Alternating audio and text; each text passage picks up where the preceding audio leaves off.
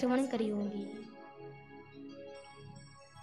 एक राजा थे और उनकी रानी एक पत्नी थी, उनका नाम था पद्मावती देवी। ये रानी थी, इनकी कोई संतान नहीं थी। इनका वीर सम्राट, बड़े बड़े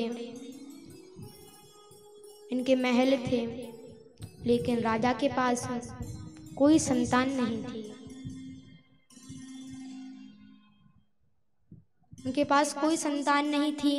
एक दिन उनके घर, उनके महल में एक संत आए। संत देव की सुंदर पूजा करी।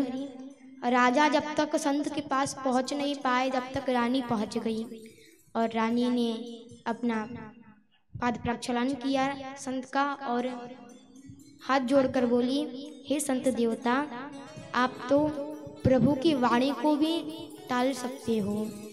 भगवान कहते हैं, मोरे वचन पड़ जाए फीका, संत वचन पत्थर की लीका।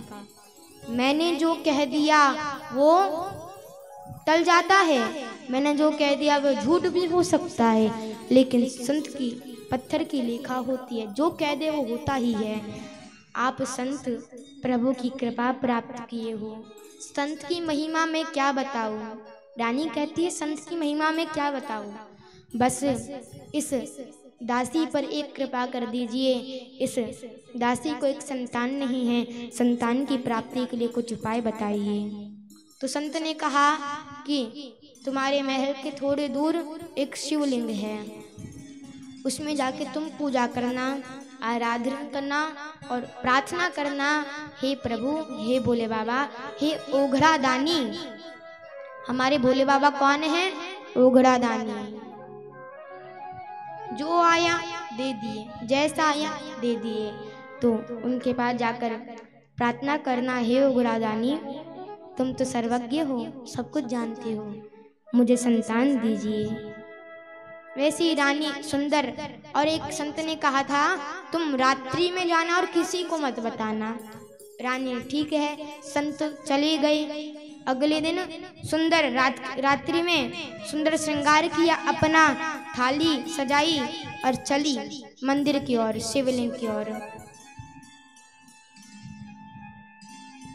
शिवलिंग की ओर गई, सुंदर पूजन किया। कई दिन हो गए पूजन करते करते और रानी बड़ी श्रद्धा से भोले बाबा की आराधना करती थी। तो भोले बाबा भी प्रसन्न थे। लेकिन एक दिन राजा के सेवक ने देख लिया रानी रोज कहाँ जाती है रात्रि में। उसने अगले दिन राजा को बता दिया। राजा को बता दिया कि ऐसी ऐसी बात है महाराज। राजा ने, पहले राजा को विश्वास नहीं हुआ, फिर उसने रात्रि में परीक्षा ली, खड़ा रहा। जब रानी गई, उसने देखा कि रानी कहीं जा रही है, उसे विश्वास हुआ। उसने तलवार ली और उसके पीछे पीछे चल पड़ा। रानी ने अपने पीछे किसी की परछाई देखी और जैसे नदी के किनारे होते हुए चली और नदी में अपना पति दिखाई पड़ा तो बड़ी ग्लानि हुई।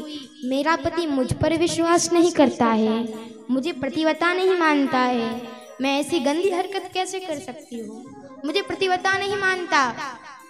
शंकर भगवान के पास गई, पीछे राजा है। राजा को कुछ नहीं कहा, लेकिन शंकर जी के पास जाकर कहा, मैंने यदि श्रद्धा से और आपकी प्रार्थना करी हो, आराधना करी हो और विश्वास से आपकी आराधना करी हो, तो हे प्रभु मुझे अपने अंदर संभालो। भोले बाबा से रहा नहीं गया।